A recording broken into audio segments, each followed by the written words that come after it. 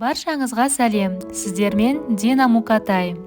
Бүгінгі видеода тіл арқылы ағзаның ауруын қалай анықтауға болатынын көрсетіп түсіндіремін. Жалпы тілде 2000-нан 4000-ға дейін дәм сезу рецепторлары орналасқан. Және тіл өте сезімтал. Оған қарап, адамның жалпы денсаулық жағдайын бағалауға болады. Нақтылап айтқанда, сіздер тіс тазалаған кезде тіліңізден ақ іздер байқаған кездер болды ма? Көбінде адамдар оған көңіл бөлмей тіс щеткасымен тазалап кетеді. Алайда тілдегі дақтар көп нәрсенің белгісі бола алады.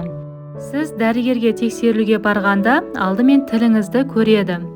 Оның себебі тіліңіздің жағдайы бауыр мен басқа да органдардың саулығы туралы айтады. Сонымен тілдегі дақтар қандай аурудың сипаттамасы екенін талдап көрсетейін.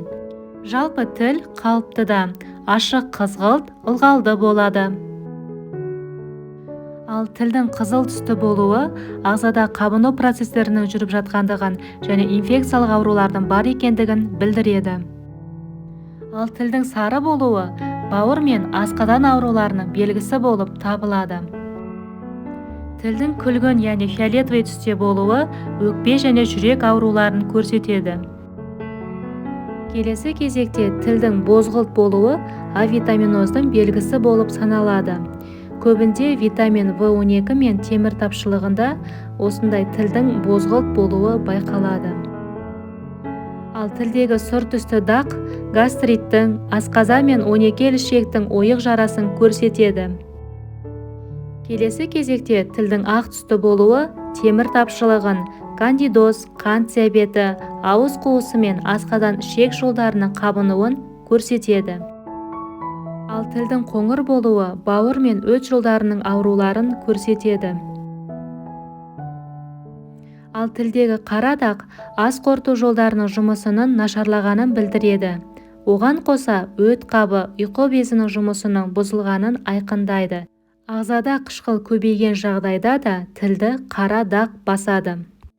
Тілде жасыл дақтың болуы бауыр және өт жолдарының ауруларының бар екендігін білдіреді. Егер де осы белгілердің бірін өзіңізден байқаған болсаңыздар, дәрігерге барып, толық тексерістен өткендеріңіз дұрыс.